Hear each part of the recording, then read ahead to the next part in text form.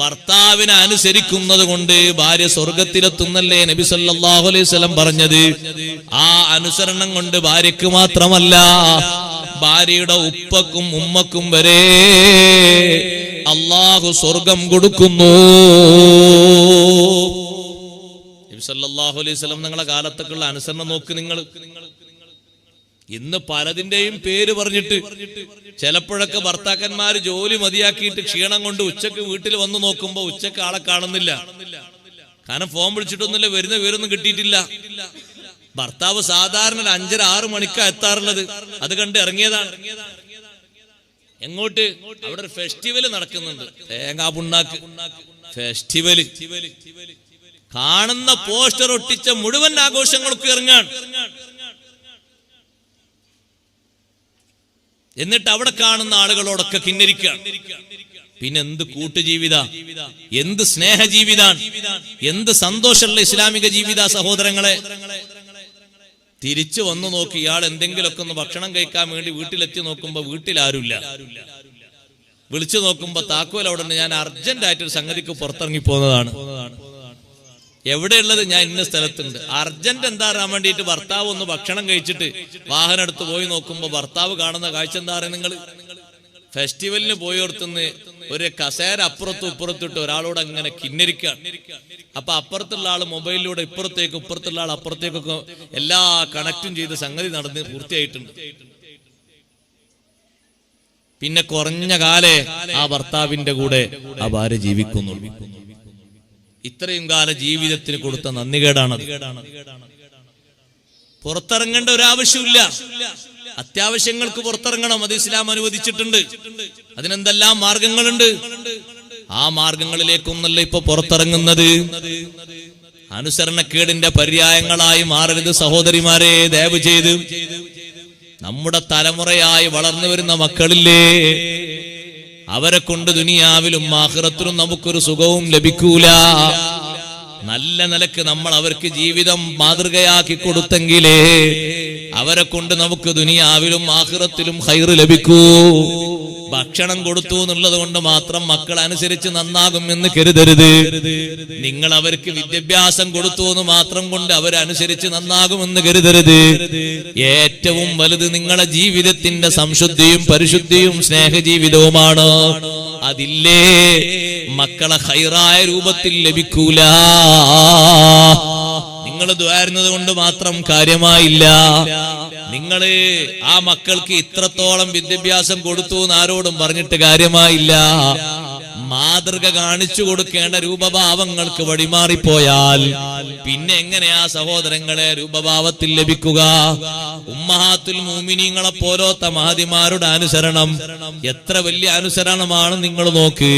ചെറിയ അനുസരണമാണോ? ഒരിക്കലുമല്ല. അഷ്റഫുൽ ഖൽഖ് റസൂലുള്ളാഹി സ്വല്ലല്ലാഹു അലൈഹി വസല്ലം തങ്ങളുടെ കാലത്ത് ഒരു ചെറുപ്പക്കാരൻ വീട്ടിൽ നിന്ന് പോകുമ്പോ രണ്ട് മുകൾ ഭാഗത്ത് ഒരു നിലയുള്ള വീടാണ്. മുകൾ ഭാഗത്ത് തട്ടുണ്ട്, താഴ്ഭാഗത്തുണ്ട്.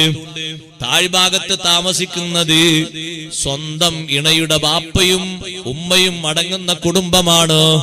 മേൽഭാഗത്ത് ഈ പെണ്ണും ഭർത്താവും അവരെ മക്കളും മുകൾ ഭാഗത്ത് താമസിക്കുന്നു.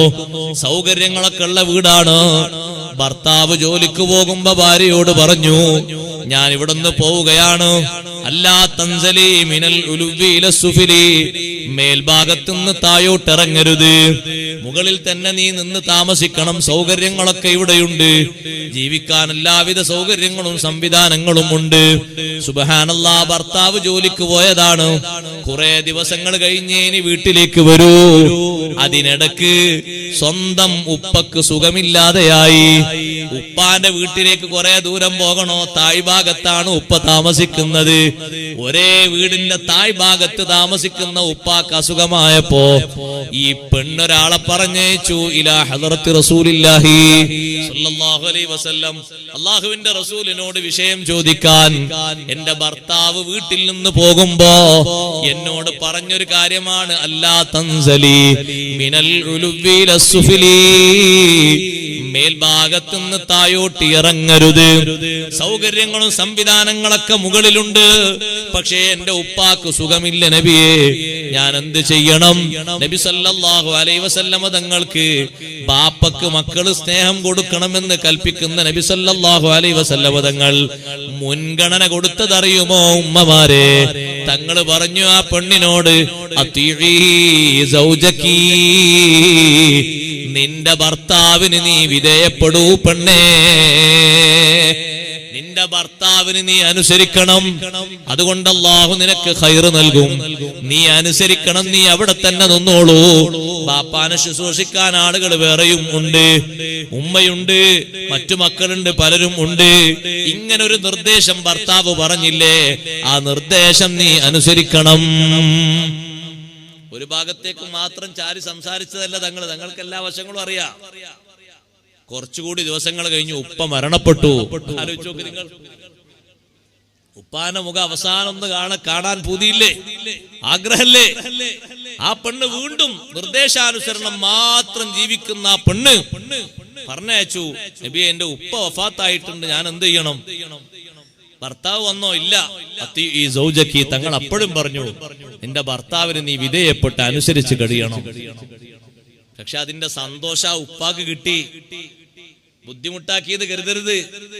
ആ ഉപ്പാനെ ഖബറിലേക്ക് വെച്ച് കല്ലൊക്കെ വെച്ചിട്ട് മണ്ണിട്ട് മൂടിയ സമയത്ത് നബി സല്ലല്ലാഹു അലൈഹി വസല്ലം ഒരു സ്വഹാബിനെ വിളിച്ചിട്ട് പറഞ്ഞു, വീട്ടിന്റെ മുകളിൽ താമസിക്കുന്ന ഒരു പെണ്ണുണ്ട് ആ സ്ഥലത്ത്, സ്ഥലം പറഞ്ഞു കൊടുത്തു. അവിടെ പോയിട്ട് ആ പെണ്ണിനോട് പറയണം ഒരു സന്തോഷം, അന്നല്ലാഹ ഖദ് ഗഫറ ലി അബീഹാ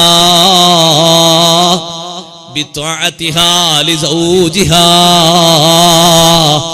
ഖബറിൽ കിടക്കുന്ന ബാപ്പക്ക് സുഖം കിട്ടിയ സന്തോഷം പറയാണ്.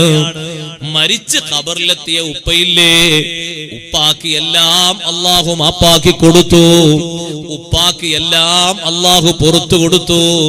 എന്തേ കാരണം? ബിത്വഅതിഹാ ലിസൗജിഹാ, ഭർത്താവിന് സ്വന്തം മകൾ വിധേയപ്പെട്ട് അനുസരിച്ചതുകൊണ്ട് ഈ മരിച്ചുപോയ ഉപ്പക്ക് വലിയ സന്തോഷം കിട്ടി.